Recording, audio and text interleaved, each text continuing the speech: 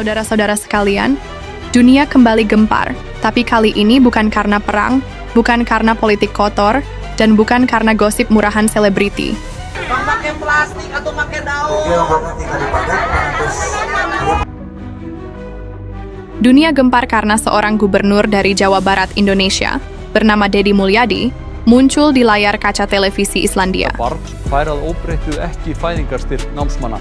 Bukan karena kontroversi, tapi karena gagasannya soal pendidikan karakter untuk anak-anak nakal, membuat dunia bertanya, siapa sebenarnya pemimpin ini? Dan yang lebih mengejutkan, media di Islandia mengangkat program ini sebagai harapan baru bagi dunia pendidikan yang krisis nilai dan moral. Banyak orang menyangka bahwa anak nakal adalah sampah masyarakat, dibuang, dijauhi, atau dipenjara. Tapi tidak di mata Deddy Mulyadi. Beliau percaya, setiap anak nakal bukan dilahirkan jahat, tapi terbentuk oleh lingkungan yang salah dan orang dewasa yang lemah. Karena itu, program Gubernur Deddy bukan sekadar hukuman, bukan hanya ceramah, tapi sebuah proses penempaan karakter.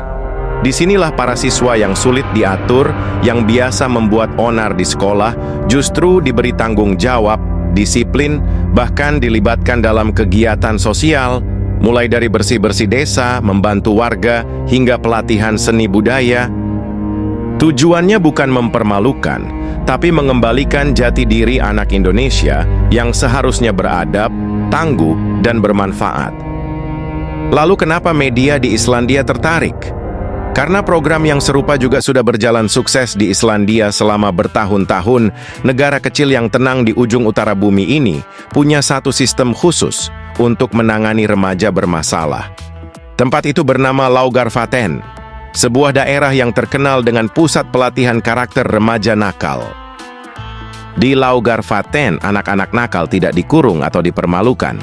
Mereka diajak hidup disiplin di alam, diajari kerja keras, dibina mental dan fisiknya. Mereka ditempa bukan hanya menjadi anak baik, tapi menjadi pemimpin masa depan. Ketika media di Islandia melihat program serupa lahir di Indonesia, mereka bilang, akhirnya dunia bergerak ke arah yang sama. Anak-anak yang dianggap masalah kini menjadi solusi.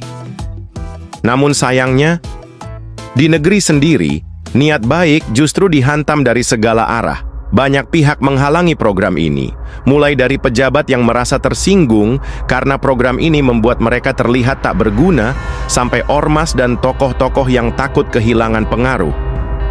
Lucunya lagi, ada yang berkomentar, kenapa anak-anak harus ditempa seperti di barak militer Amerika? Ini bukan perang. Sebuah argumen yang sempit dan dangkal. Padahal penempaan bukan berarti kekerasan. Di Islandia pun anak-anak itu ditempa dengan ketegasan dan kasih sayang. Mereka bangun pagi, olahraga, kerja bakti, diskusi, dan diajak menyusun rencana hidup. Apakah itu salah? Justru di saat banyak anak Indonesia sibuk main TikTok, berjoget di lampu merah, atau tawuran, Deddy Mulyadi memilih jalan berani, menciptakan generasi yang sadar tanggung jawab. Lihat hasilnya. Di Islandia, program Laugarvatn membuat angka kenakalan remaja turun drastis.